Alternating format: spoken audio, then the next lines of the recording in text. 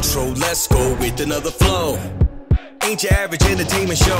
More than entertainment than what's on the screen. Connecting dots on what you see. Have you ever wondered how it all began? The idea, how they started the plan. Execs, actors, the whole team. Mad props to those behind the scene. Why did the person get into the biz? Something inside when they were a kid. Who helped them out when they wanted to quit? What about the fam that gave them rocks to kick? How all the haters, they left shaming alone. Find out in the entertainment zone with Paul Amadeus Lane. It's a real thing. Intro, let's go with another flow. Ain't your average entertainment show. More than entertainment than what's on the screen. Connecting dots on what you see. You are in the entertainment zone here on ABC and News Radio. Thank you so much for tuning in on YouTube, live stream, Hollywood News Source, however you're checking us out. We greatly appreciate it. We've been talking about Marvel's Cloak and Dagger and our recent trip to WonderCon 2019. The new season drops in a few days. If you haven't watched it, make sure you binge watch, because this next interview right now you might want to come back to, because I'm going to talk about something that it may be a spoiler to you, so go finish season 1 and come back and watch this segment. Now we're going to be joined by the wonderful actor that plays Detective Bridget O'Reilly, Emma Lahana. And Emma's character started to shift and change towards the end of season 1. She talks about it, what we have to look forward to in season 2. Season 2, we're finally going to see the maturation of Mayhem. I know, I can't believe it. I can't believe it's in less than a week. It's like 6 days. Holy, not a bad word. So what do we have to look forward to with your character? I mean, a whole lot, I think, personally. There's a lot of action. I trained for about a month before we started shooting in Krav Maga. I had to do some crazy gun work, which was terrifying, but did it.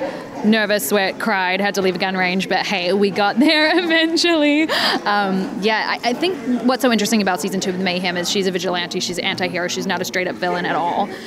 So it really will challenge the audience in trying to figure out where your moral compass lies, because if you saw somebody doing something bad and you could step in and end it, would you? Kind of like leaves that question up for pondering, yeah.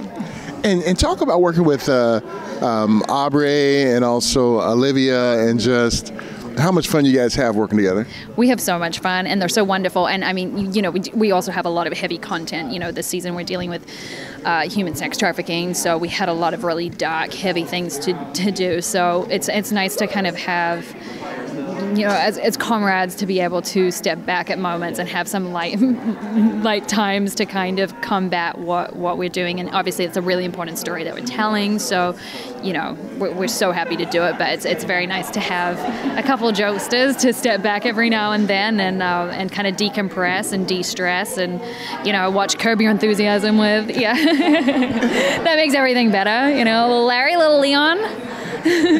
And I know there's only so much you can share with us because the new series is about to drop.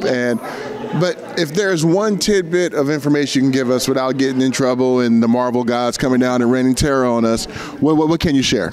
Okay, so I think everyone's going to go into season 2 and they've got their idea of what is happening in terms of with my character from what we saw from the end of season 1. And we're going to kind of maybe make you think it's a little bit of a cliche, and then we're going to like just completely destroy everything that you think is going to happen and just keep tricking you. Awesome. Yeah, so mind warp. Just prepare for a mind warp. Emma really sharing some insight on how her character is going to change some without divulging confidential things that can get her in trouble. And yes, I coined the phrase Marvel gods. So if people start using that in press rooms, you better give me my royalty. No, I'm just joking. But I really appreciate, you know, having Emma and talking about it. Now, the way I close out the interview is we get invited to different press rooms when there's different cons, like WonderCon, Comic-Con. So I wanted to make sure that I put a bug in the ear to being invited back to the press room at Comic-Con, because I wanted to really delve into season 2, and I couldn't do it right now because it hadn't dropped yet. And notice how I put a little bug in the ear of the folks over at Marvel. I'm looking forward to it. Thank you so much. And maybe at Comic-Con we can talk more deeply, because by that time everything will be out and everything. We can get into the beginning of the weeks. At Comic-Con we can talk a lot more, whereas now it's a little bit hush hush sneaky. I know. You know what? I'm working on that.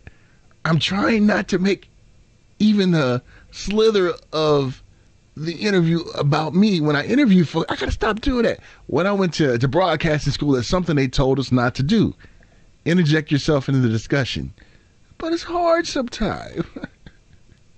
But Emma Lahana, really enjoyed talking to her about her character. All right, when we get back, we're going to round up our discussion with legendary executive producer Jeff Loeb is going to join me. Don't go nowhere. We'll be right back.